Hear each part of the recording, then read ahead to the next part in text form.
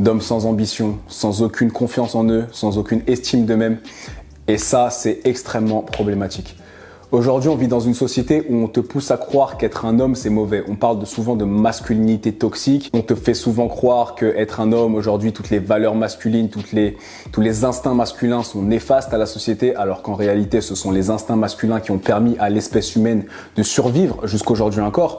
Tout ce qui a été créé, en réalité, a été créé par les hommes. Je ne dis pas qu'on est le sexe fort, je dis que les deux sexes sont bien sûr complémentaires comme toujours, mais comprenons que tout ce qui a été créé, la plupart des choses qui ont été inventées, la plupart des choses qui permettent aujourd'hui d'avoir une société qui fonctionne correctement, ce sont les valeurs masculines. Alors attention, les hommes aujourd'hui qui sont au pouvoir sont des hommes faibles, sont des hommes toxiques. Ils sont des hommes toxiques car ils sont des hommes faibles. Ce sont des sous-merdes en réalité qui gouvernent aujourd'hui, ce sont des petites des petites. Pour rester poli, je pense que je vais mettre pas mal de bibles dans cette vidéo, mais ce ne sont pas de vrais hommes.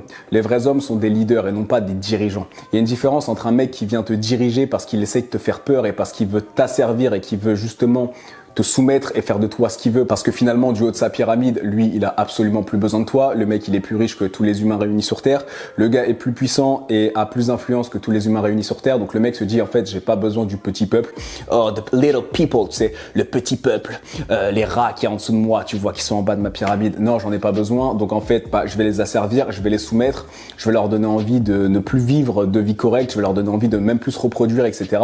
Et en fait, les gens qui sont en haut représentent bizarrement pour la plupart des gens la masculinité aujourd'hui, alors que ce sont les personnes les moins masculines qui existent. Ce ne sont pas des hommes, ce sont des soldats de Satan, ce sont de mauvaises personnes, ce ne sont pas des hommes. Quand tu penses homme, tu devrais penser demi-dieu dans ta tête, tu devrais penser dieu grec de l'époque, tu devrais penser leader, tu devrais penser exemple, tu devrais penser protection, tu devrais penser guide. Aujourd'hui, malheureusement, on fait face à un énorme problème. Ce problème, c'est que vraiment, on confond la masculinité toxique et la masculinité tout court.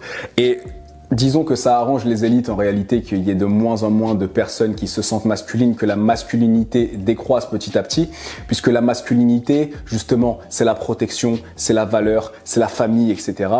Et plus on fera disparaître ça, plus il sera facile pour eux d'imposer de nouveaux codes, de nouvelles valeurs complètement déréglées à base de propagande LGBT, à base de propagande végane, à base de propagande féministe, etc.